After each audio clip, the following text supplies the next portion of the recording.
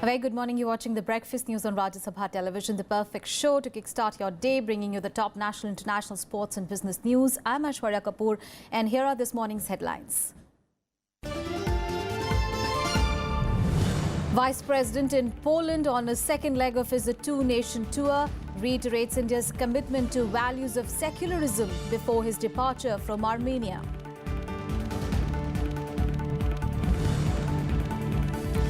"22 social networking sites and applications banned in Jammu and Kashmir move to stop the misuse to spread inflammatory messages."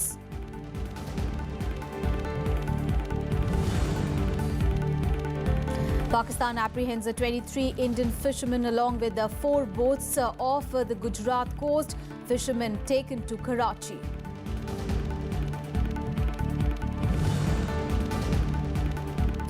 Biggest administrative reshuffle in Uttar Pradesh after new government takes charge. 84 IAS officers and 54 IPS officers transferred.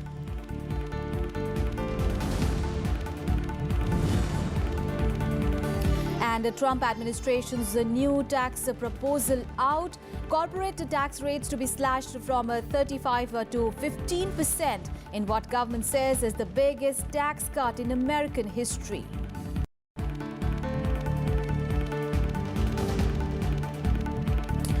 We begin the bulletin with a big story coming in from Jammu and Kashmir. Well, militants have attacked an army camp in Kupwara district of Kashmir. According to police, several casualties are feared. The details are sketchy at the moment, but what we do know that the militants have attacked an army camp in Kupwara district of Jammu and Kashmir. And according to initial reports, at least 2 terrorists have been gunned down, while some casualties are also feared on the Indian Army side as well. We understand that the encounter between the security forces and terrorists is still on at the moment. Remember, all these developments coming in at the moment. Details are indeed very sketchy at the moment, but this comes amid ongoing unrest in the valley. Let's get more details from my colleague Shakti, who is a local journalist there, joining us on the phone line. Very good morning, Shakti. What are the details that you can tell us about this militant attack on the army camp in Kupwara? जी, जिस तरह से इस camp के attack की बात करें तो ये कुपवाड़ा बिल्कुल एक सरहद के करीब, सीमावर्ती करीब वाक़या एरिया है और इसमें आतंकियों ने आज सुबह सवेरे तड़के ही 4 बजे के करीब जो है वहां पर हमला बोल दिया और 3 से 4 आतंकी बताए जाते हैं कि जो सीमा के बिल्कुल साथ में जुटा हुआ ये आर्मी कैंप है और वहां से ये घुसे और इन्होंने आर्मी कैंप में दाखिल हो गए। हालांकि सेना ने 2 आतंकियों को मौके पर ही मार गिराया है, जिसमें सेना के 2 जवान भी घायल हो चुके हैं और अभी तक जो है वो कार्रवाई रुक रुक के चल रही है। पूरे इलाके को कार्डन किया है आर्मी ने, वहां के सीआरपीएफ और आर्मी दोनों मिलकर इस पूरे इलाके को उन्होंने कार्डन किया हुआ है। सर्च जो है वो अभी भी चल रही है, लेकिन रुक रुक के फायरिंग अभी भी इस इलाके में चल रही है। जी Shakti, now these developments are coming in at a time when there are Indian army officials have been saying that there are a number of terrorists who have been waiting near the line of control to sneak into the Indian side. Under these circumstances, this particular attack assumes a real significance. जिस तरह से army की अगर हम बात करें तो इस पूरे इलाके में जिस तरह से सीमा पार जो है वो आतंकी पहले भी रिपोर्टें आई हैं कि वो इंतजार कर रहे हैं सीमा में दाखिल होने का और वो इस तरह की उन्हीं की एक कोशिश का हिस्सा है। मान सकते हैं कि वो बार बार उन्होंने कोशिश की है और इस कोशिश में कुछ हद तक वो कामयाब हुए हैं जब हमारी सीमा में दाखिल होने में और वो इस कैंप में दाखिल होने में। हालांकि आर्मी मुंहतोड़ जवाब जो है वो इसका दे रही है। सतर्क है आर्मी, पूरी तरह से चौकस है, क्योंकि खुफिया सूचना के आधार पर ऐसी सूचनाएं उनको बार बार मिलती रहती हैं कि किसी भी वक्त वो ना ही कुपवाड़ा बल्कि वैली के जितने भी आर्मी कैंप्स हैं वहां को वो निशाना बना सकती हैं और इन तमाम कैंप में सिक्योरिटी पहले से ही चौक चौमुख थी। पहले से ही इन्हें लग रहा था कि किसी न किसी तरह की हरकत जो है वो आतंकी करेंगे, क्योंकि घाटी के हालात भी काफी खराब हैं और इस तरह की हरकत जो है वो करते हैं टेररिस्ट, तो ये भी उसका एक हिस्सा मान के हम चल रहे हैं।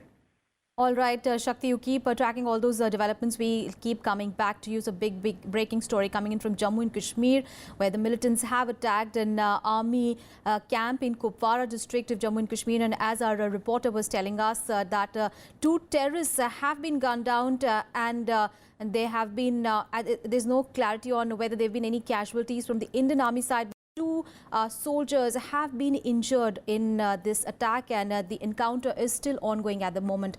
We'll keep tracking all those developments from Jammu and Kashmir and we'll get you all the details in the subsequent bulletins. Meanwhile, Jammu and Kashmir government on Wednesday ordered a suspension of a number of social media platforms citing their misuse.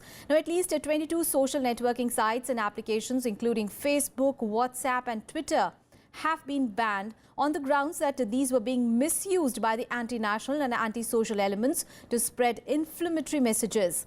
Now, the order issued by the Home Department under the Telegraph Act also blocked over 300 WhatsApp groups for allegedly spreading rumors to influence the youth negatively during the volatile situation in Kashmir. The ban remains effective for a month or until further notice.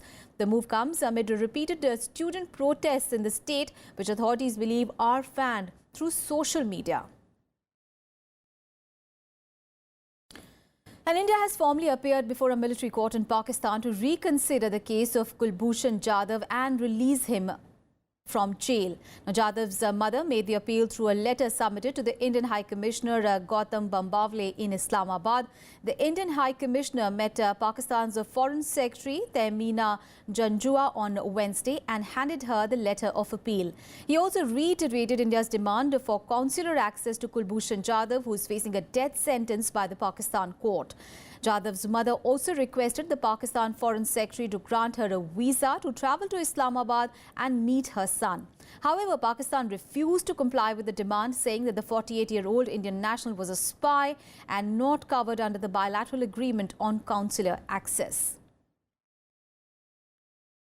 जो appeal 40 दिन के अंदर दर्ज करनी थी वो आज मैंने दर्ज की है पाकिस्तान के फॉरेन सेक्रेटरी साहिबा के साथ। तो अपील जो है जो 40 दिन के अंदर दर्ज होनी थी वो हमने की है और हम ये चाहते हैं कि कुलभूषण जाधव को जल्दी से जल्दी रिहा कर दिया।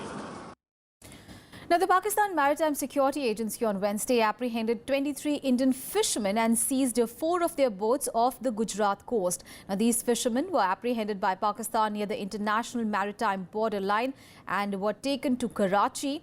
On 9th of April, 4 PMSA commandos drowned, while 2 others were saved by Indian fishermen after a boat of the Pakistani agency capsized near the IMBL while allegedly trying to capture around 40 fishermen on 7 boats in Indian waters. To reciprocate the help given by the Indian fishermen, the PMSA had later released the captured fishermen. Arresting and apprehending fishermen is no new tale between India and Pakistani authorities. On to some other news. Home Minister Rajnath Singh on Wednesday decided to strengthen the human intelligence network in Maoist-hit areas to minimize casualties of security forces in anti-Naxal operations. Rajnath Singh said that there was a need to revamp the intelligence gathering mechanism and identify the problem areas. The Home Minister was chairing a high-level meeting 2 days after 25 CRPF personnel were martyred in Chhattisgarh. Singh the officials to prepare a blueprint of the proposed new strategy for tackling left-wing extremism. The top security brass, including National Security Advisor Ajit Doval and others, also focused on recalibration of the anti-Naxal strategy. And Vice President Mohammad Hamid Ansari arrived in Poland on Wednesday for the second leg of his two-nation tour. He will meet the President and Prime Minister of Poland today. India and Poland are expected to sign several MOUs, including that in the field of agriculture. The Vice President will also be in fact, he'll be the main speaker at the Poland-India Business Forum organized by the Polish Ministry of Economic Development. India and Poland have close economic ties, with Indian investments in Poland amounting to around $3 billion, while Polish investments in India are of about $600 million.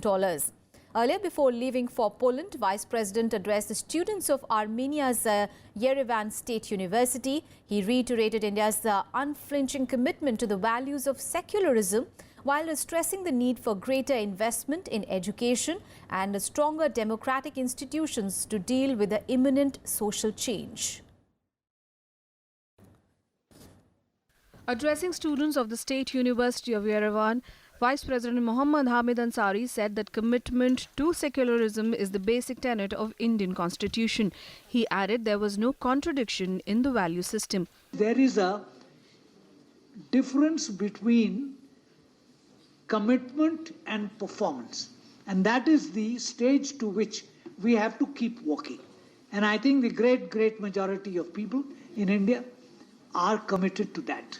We do need to create a society which is, as our constitution says on its first page, a just society.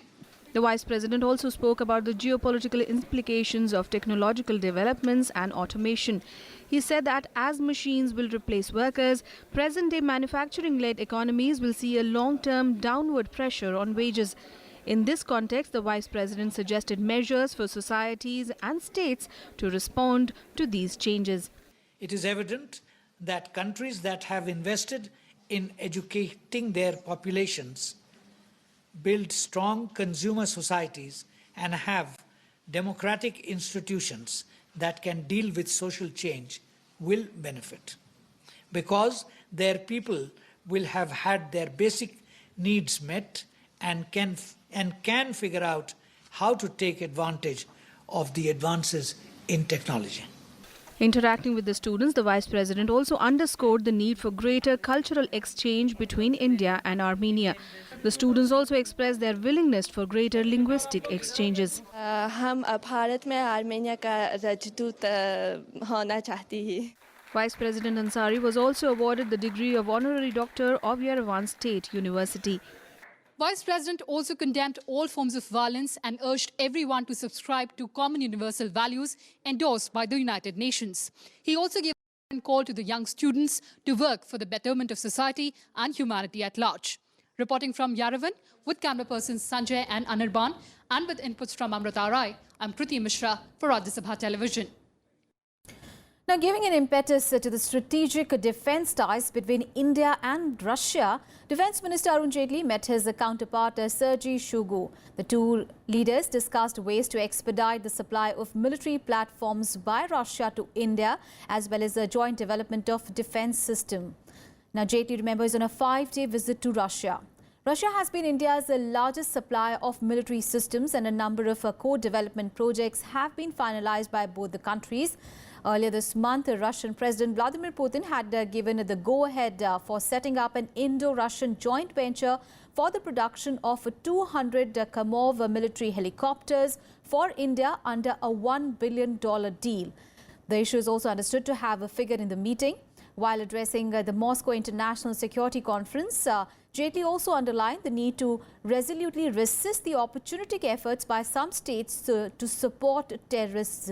He also expressed concerns over new barriers to migration and the closing of borders, which he said are elements of a protectionist approach, and that such measures are unlikely to address the complex issues involved. And now a look at the events that are lined up for the day in the day ahead.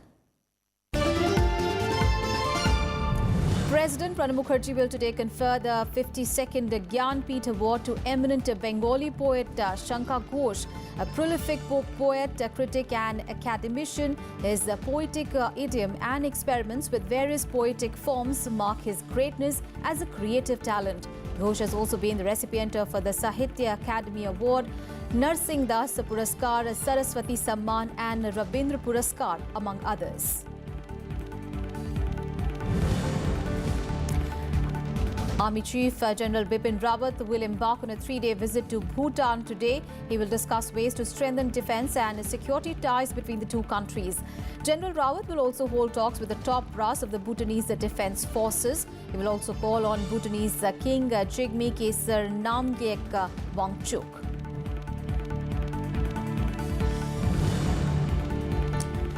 The Delhi Police Crime Branch team is likely to visit Chennai in connection with the AIADMK's 2 leaves a symbol bribery case. This comes after a Delhi court on Wednesday granted a 5-day police custody for TTV Dinakaran.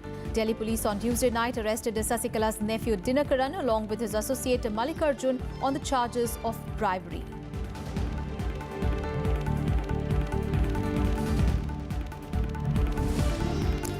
And in Breakfast News, time for a very short break. We'll be right back. Stay with us.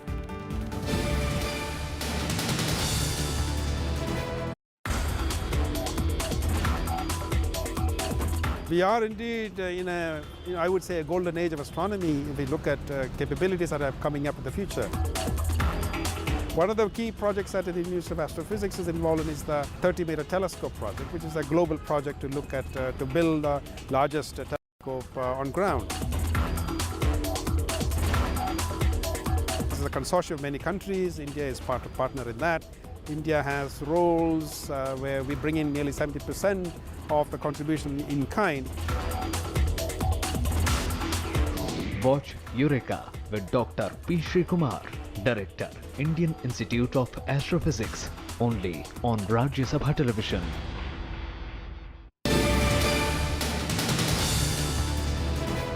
Welcome back after the break. Big story from New Delhi, and continuing its winning momentum, the BJP once again won the Delhi civic polls, registering a hat-trick. The win consolidates BJP's position, leaving the ruling Aam Aadmi Party at a distant second after the party's massive victory in the Delhi Assembly polls only 2 years ago. The Congress was pushed to the third position, winning only 30 seats out of 270. Another landslide victory for the BJP, and this time in the national capital in Delhi. Bucking a 10-year anti-incumbency, the party retained its hold on Delhi's municipal corporations for the third time in a row. It made huge gains in the civic bodies of North, South and East Delhi, winning as many as 181 of the 270 seats that were contested. The Aam Aadmi Party came a distant second with 48 seats, while the Congress managed just 30 seats. BJP leaders credited Prime Minister Narendra Modi for the unprecedented victory. In the North MCD, out of 103 seats, the BJP bagged 64 seats, while the Aam Aadmi Party took 21. The Congress won 15 seats. Of the 63 East Municipal Corporation seats, the BJP won 47 wards, while the AAP took 11 seats. The Congress managed only 3. In the South MCD, out of the 104 seats, the BJP won 70. The AAP and the Congress bagged 16 and 12 seats respectively. नकारात्मक राजनीति नहीं चलेगी, बहानेबाजी की राजनीति नहीं चलेगी, सकारात्मक तरीके से विकास के रास्ते पर सबको साथ लेके चलने वाली राजनीति चलेगी। और दिल्ली की जनता ने मोदी जी की 3 साल की जो कामकाज है सरकार का, उस पर एक प्रकार से मोहर लगाया है। क्योंकि मुझे ये भी पता चल रहा है कि जब से निगम का चुनाव हो रहा है, इस स्तर पे इतने मतों से, इतने सीटों के साथ किसी एक पार्टी के पक्ष में दिल्ली ने मतदान नहीं किया। ये पहली बार हो रहा है कि 180 से ज्यादा सीटें 272 में एक पार्टी को मिल रही हैं। The emphatic victory for the BJP came as a total shock for the ruling Aam Aadmi Party, that is witnessing a massive erosion of support since its clean sweep in the 2015 Assembly polls. The party attributed its loss to what it called EVM tampering. ये अगर difference 2-4 seat का होता तो मान लेते कि हाँ ठीक है, पर जिस तरह का डिफरेंस सामने आया है वो बिल्कुल भी यकीन नहीं करने लायक है। उस पर यकीन नहीं हो सकता कि ये बिना ईवीएम के रिगिंग के डिफरेंस हो सकता है। Vehicle can only be explained that there are serious doubts about the EVM. The way it has been manipulated, the kind of evidences which has come up, it clearly shows that Indian democracy is in danger. While the Congress regained some lost ground, it still found itself in a dismal third place. Accepting defeat, Delhi Congress Chief Ajay Makhan, Delhi in charge PC Chako and AICC General Secretary Gurudas Kamath resigned from their posts. वहाँ से कांग्रेस को निकल कर आना चाहिए था, एक aggressive campaign करना चाहिए था, वो नहीं हुआ। Parties should have an opportunity to put things in order and to improve the situation. So for that matter, I think it is incumbent on our part that having failed, we should leave the post. The high-stakes municipal elections that were held on 23rd April saw a voter turnout of 53.58%. 2,537 candidates were in the fray for the 3 corporations. Elections were cancelled in 2 wards after the deaths of candidates. With inputs from Anu Diwan, Bureau Report for Rajya Sabha TV. News from Himachal Pradesh, and Prime Minister Narendra Modi will today lay the foundation of a hydro engineering college to be set up in Bilapur district of the state. The proposed college is likely to boost the hydro sector as well as produce engineers specialized in the field of hydroelectricity. The state government, NTPC and NHPC signed an MOU last year for setting up the college to promote technical education in the state. The Prime Minister will also flag off a flight from Shimla to Delhi to launch the regional air connectivity scheme UDAN, under which fares of flights will be capped at 2,500 rupees per seat per hour. Big story from Uttar Pradesh. In the biggest administrative reshuffle since it assumed power in Uttar Pradesh, the Yogi Adityanath government transferred 84 IAS and 54 IPS officers, including the district magistrates and police chiefs. While Civil Defence Secretary Manoj Mishra has been made the Director of Culture, Special Secretary Revenue, Kan Singh Chauhan has been sent to Jhansi as the district magistrate. Prominent among those transferred include DM Lucknow GS Priyadarshi, who has been sent to Muzaffarnagar in the same capacity, while DM Kanpur Kaushal Raj Sharma will take his place. Similarly, DM Gautam Budh Nagar Nagendra Prasad Singh has been replaced by Brijesh Narayan Singh.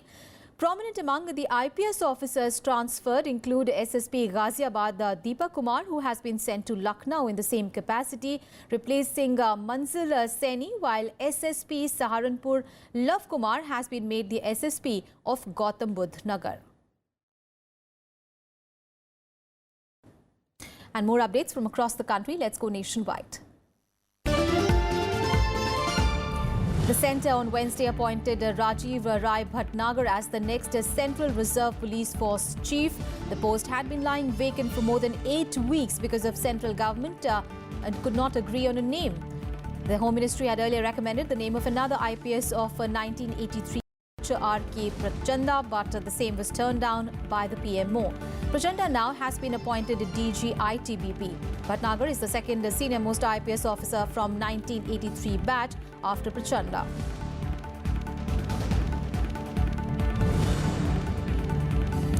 At least 3 people were killed and 12 others are missing after a jetty submerged in Hooghly River due to high tide of the river in the district. The accident occurred when the passengers were waiting at the 150 feet high bamboo jetty for boarding along to cross the river.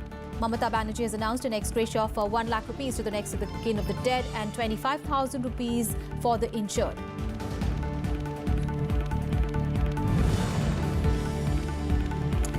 A fierce heat wave roasted several states across the country as mercury breached the 40 degrees Celsius mark.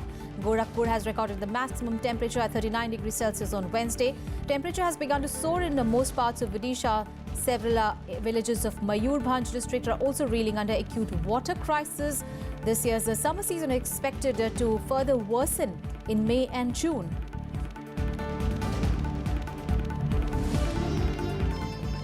On to our top international focus now. The Trump administration on Wednesday unveiled its new tax proposal, which has been called the biggest tax cuts in the US's history. The move is intended to simplify the US tax system and slash the taxes for businesses.